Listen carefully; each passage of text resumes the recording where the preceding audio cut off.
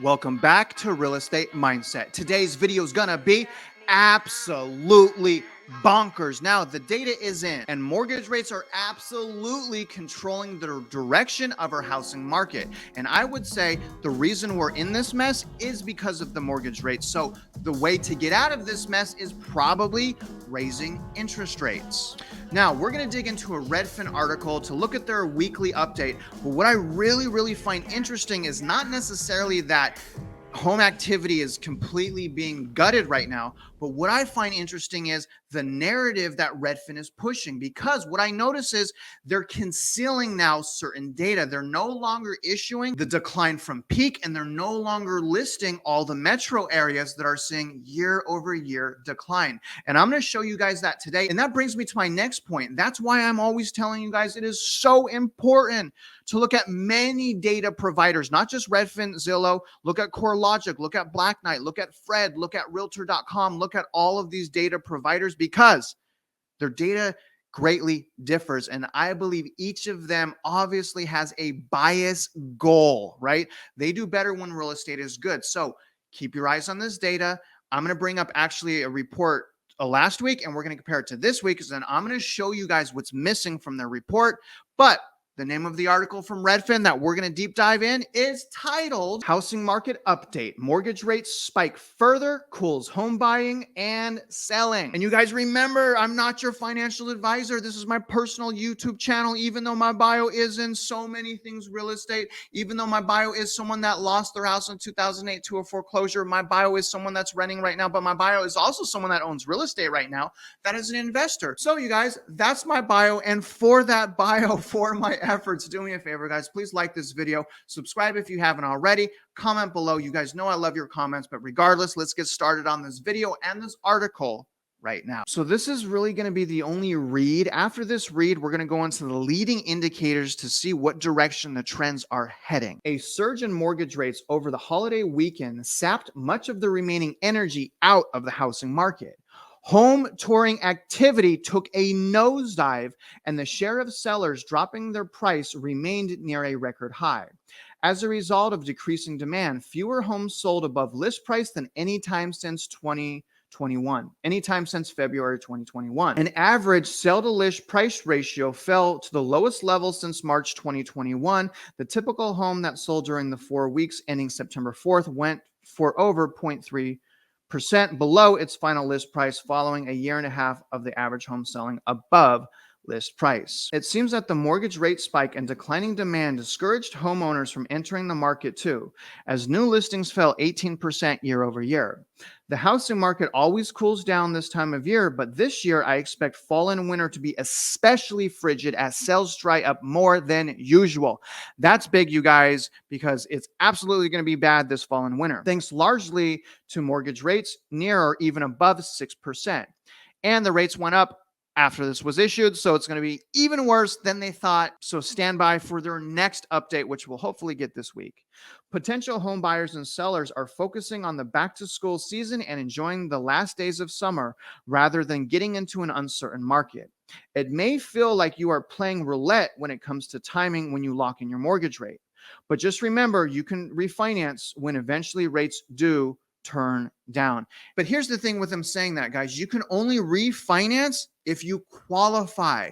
If your home went down in value, you don't qualify anymore, because you can only go up to a certain level of what's called loan to value, which means you have to have equity. Okay. In order to refinance, you have to have equity. If you don't have equity, you have to pay out of pocket to reduce the loan amount so that you can qualify for a home. So don't think you can automatically refinance, is my point. You can only refinance if you didn't buy, more than likely, the last 2 years. Think about that. Think about that. So if you bought in the last 3 months when interest rates are all high like this, guess what? You're probably upside down in your house, at least by 3%. If your down payment's 5% and it costs 8% to sell, that means minimum your upside down is 3% in your house the day you move in. Think about that, you guys. Pretty alarming, right? Let's get back to this article right now. Okay, guys, so here's the leading indicators right now, and I'm just going to go down this list. So starting at rates are at about 5.89% right now. And here's the thing, remember, your rate is going to be about half a point higher than what the national average is.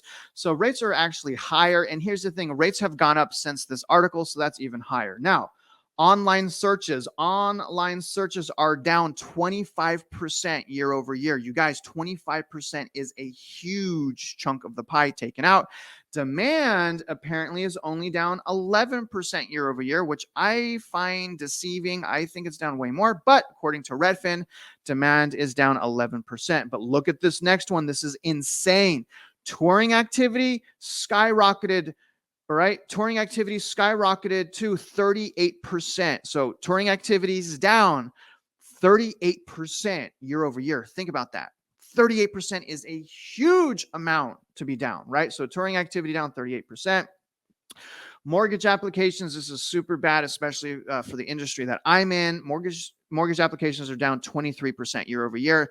That's huge, you guys. That's roughly 23% in less income. Think about that. 23% gone.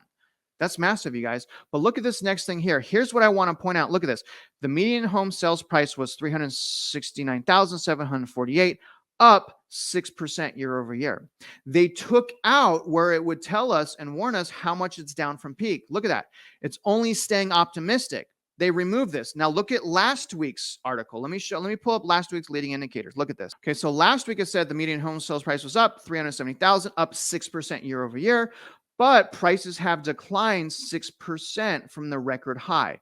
So it's leaving this out now. And this was very, very valuable to me because they were kind of the pioneers when it came to like, hey guys, we hit our peak. Here's where we're at now. Here's where our peak was.